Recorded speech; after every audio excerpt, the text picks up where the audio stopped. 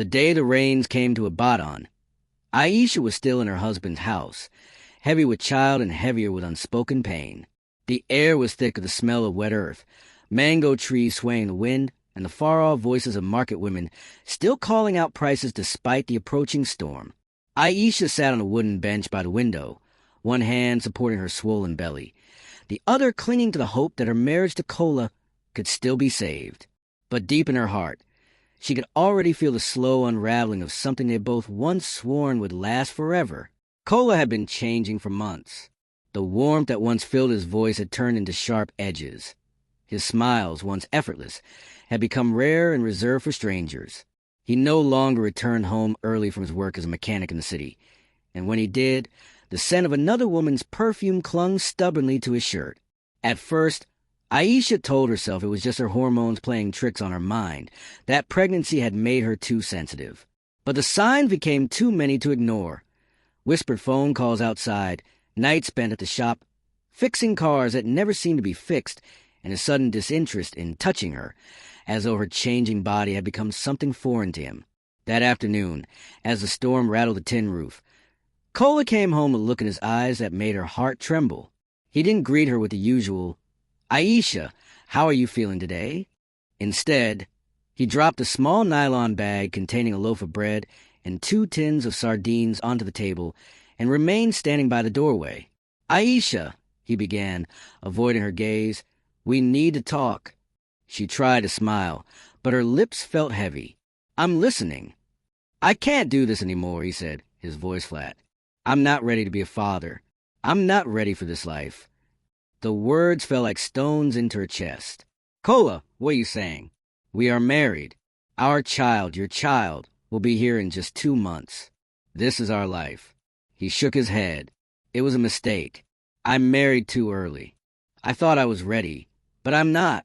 I want freedom. There's someone else, Aisha. She understands me." Her throat tightened.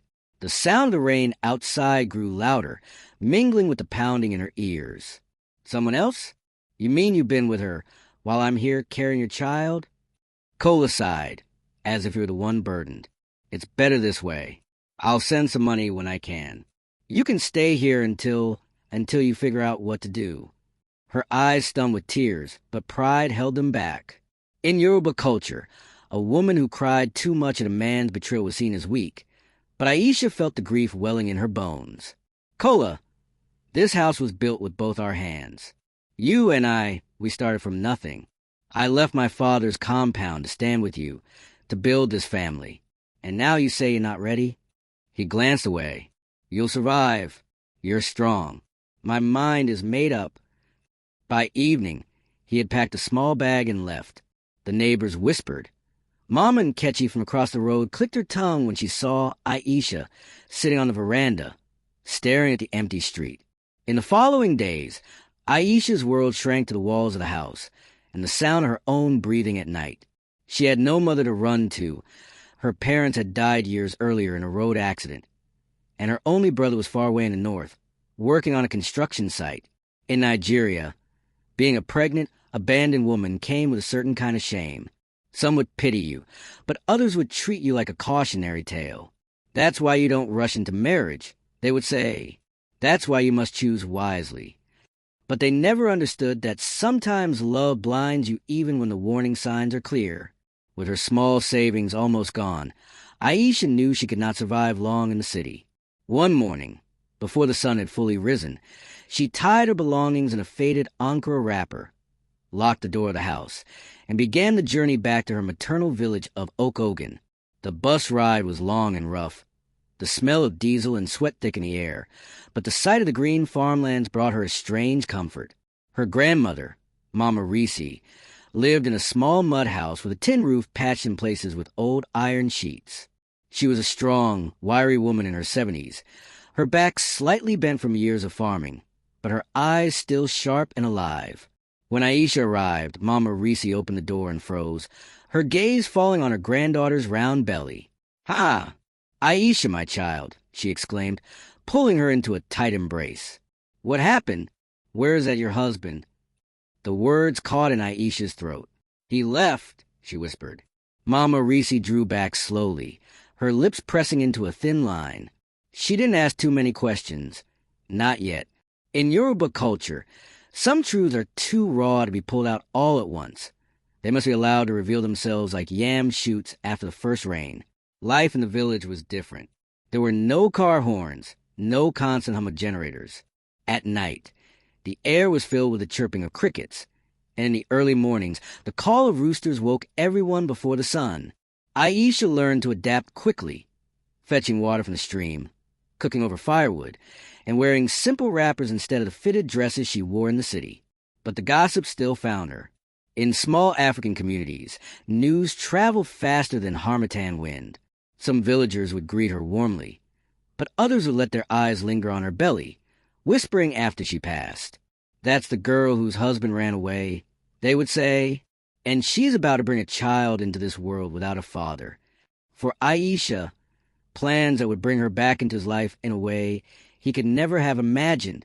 Despite the sting of their words, Aisha found moments of peace in the village. She joined Mama Reese in tending to the cassava farm, and sometimes she would sit under the udala tree, watching the children play, imagining her own child running barefoot in the red dust one day.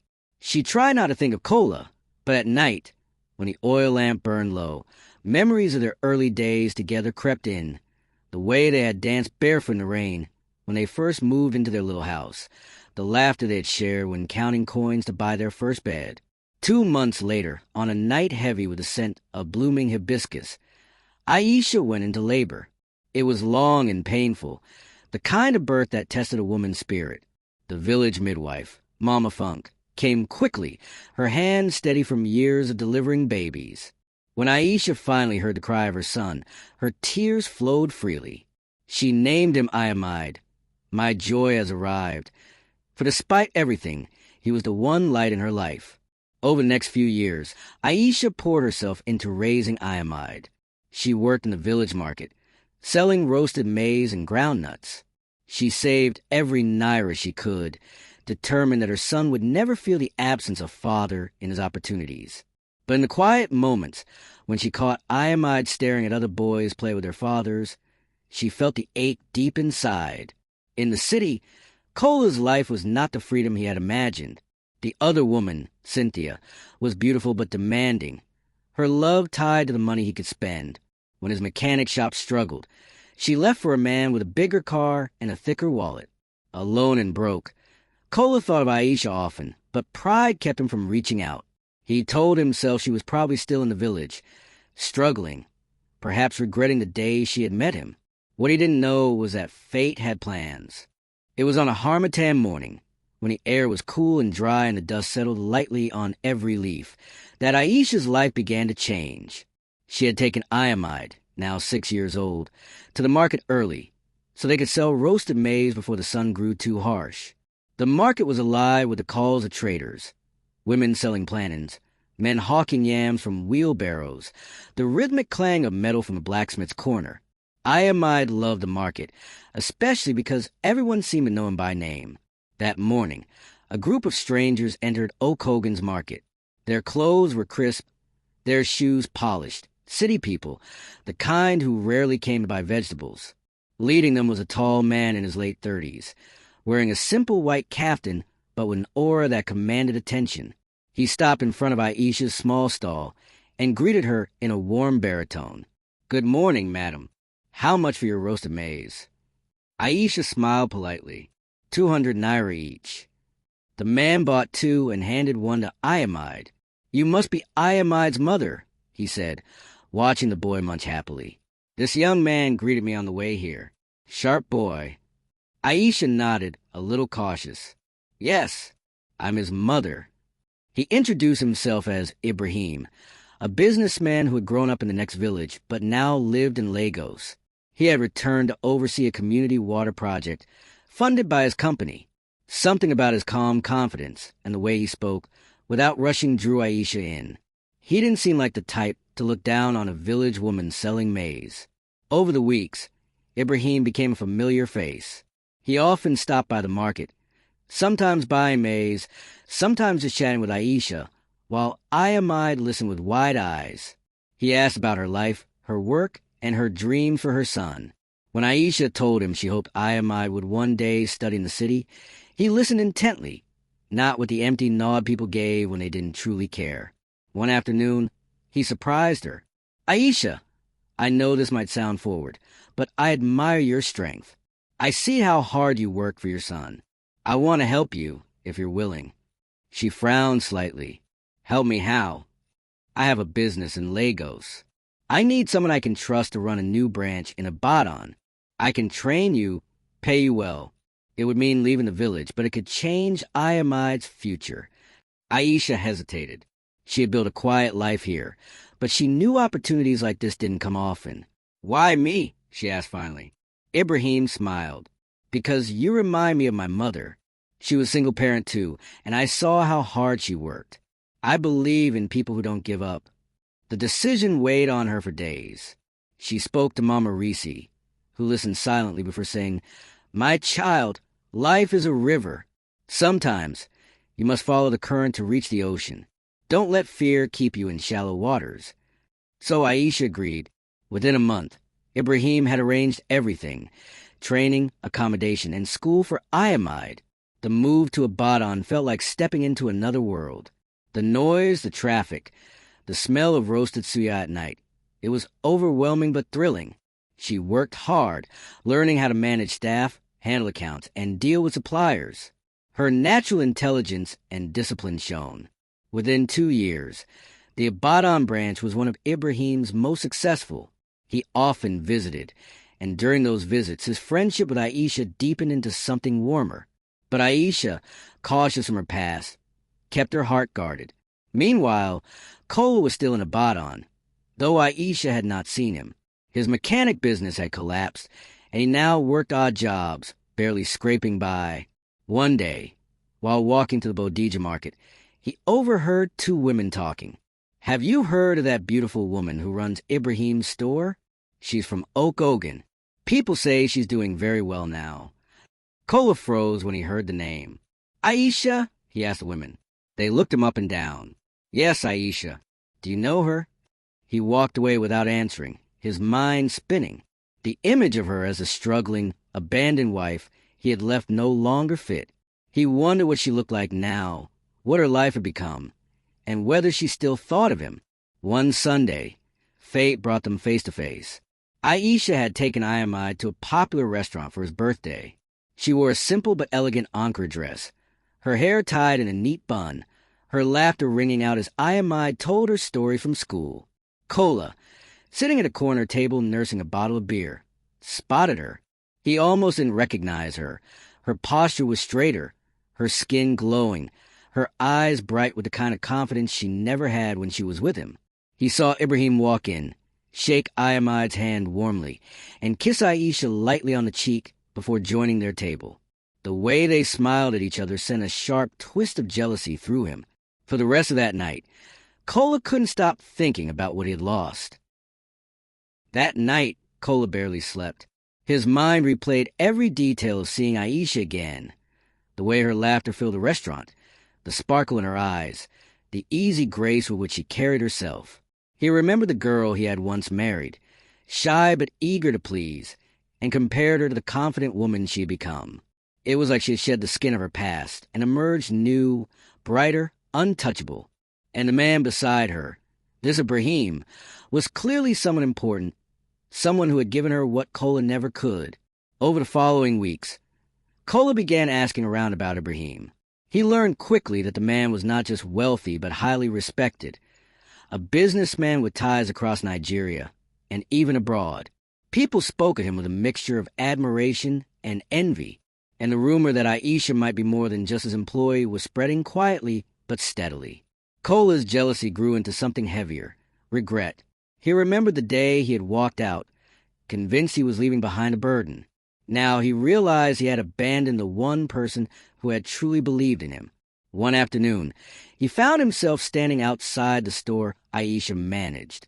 The large glass windows reflected the busy street, and through them he saw her behind the counter, speaking with 2 customers. She wore a tailored dress, her hair in a sleek twist, her movements graceful and assured. When their eyes met, a flicker of surprise crossed her face, but she quickly turned back to her customers. Kola waited outside, unsure she would speak to him. When she finally stepped out, Iamide was with her, carrying a small bag. The boy had grown tall, his uniform neat, his shoes polished. He glanced at Kola with polite curiosity. "Aisha," Kola said, his voice low. She looked at him for a long moment before replying. "Kola." There was no warmth in her tone, just acknowledgement. "You look different," he said awkwardly. "I should," she replied, adjusting Iamide's bag on his shoulder. "It's been years." He swallowed. "I've been meaning to—" She cut him off. "Whatever it is, save it.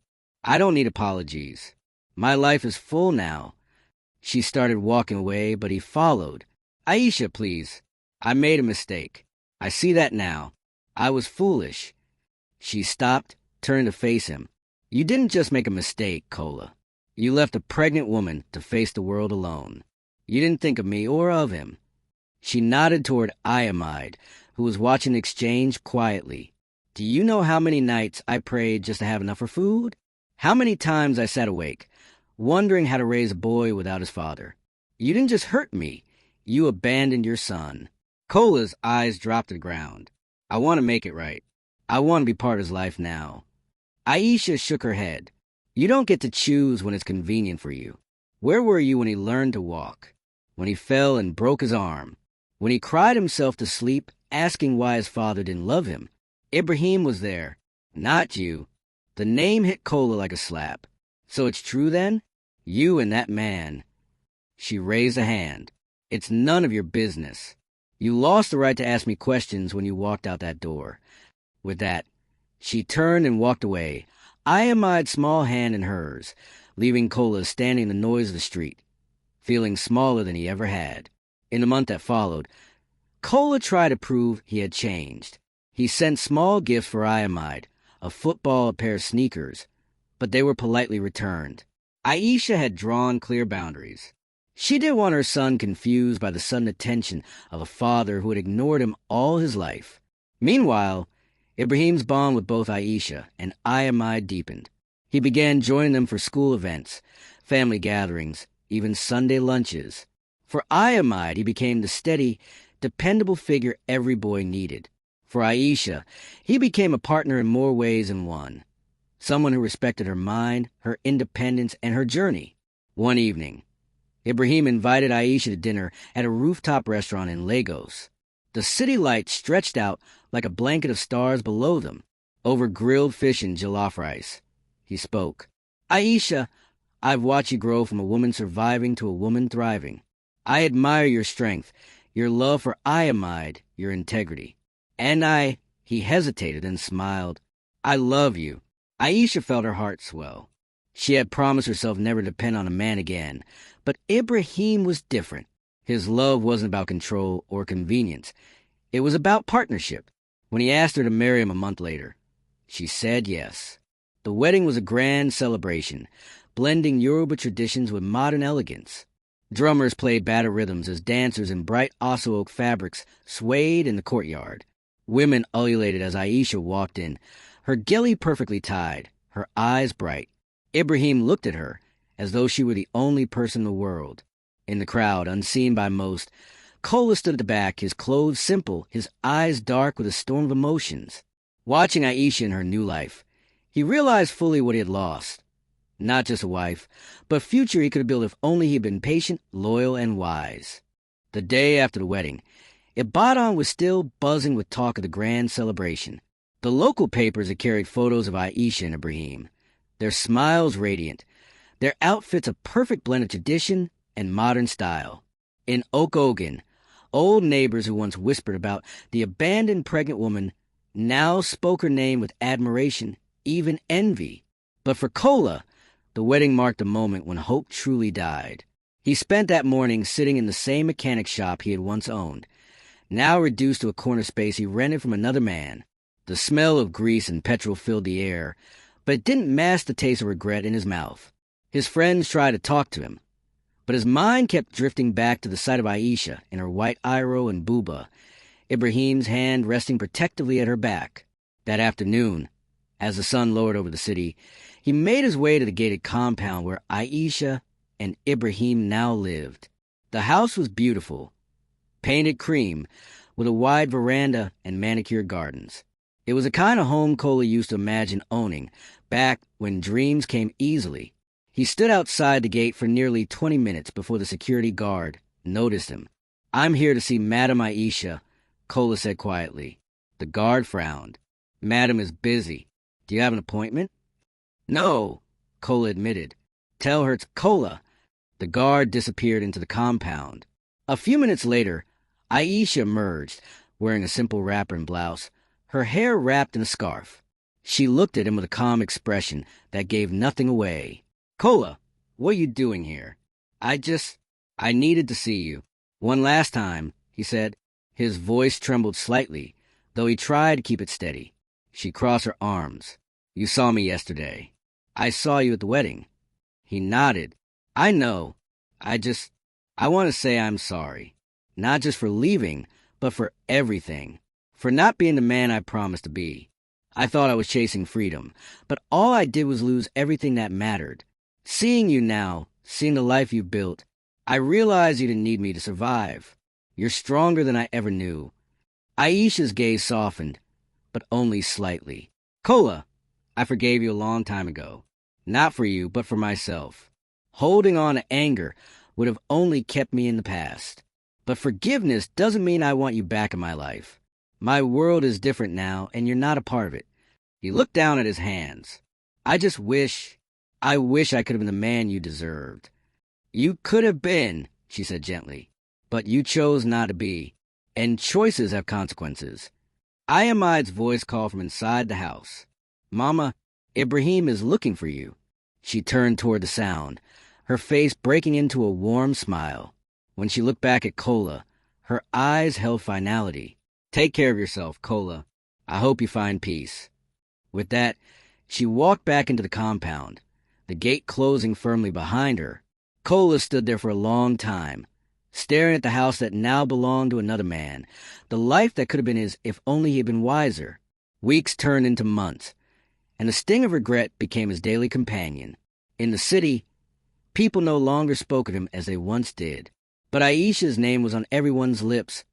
Madam Aisha, the respected businesswoman, wife to a billionaire and mother to a bright young boy. She had moved forward, and he was left behind, not because fate was cruel, but because he had let her go when she needed him most. Sometimes, in the quiet hours of the night, Kola would close his eyes and imagine the sound of Aisha's laughter, the way it used to fill their little house when life was simple. And each time, he would open his eyes to the dark and remember, it was a sound he would never hear again.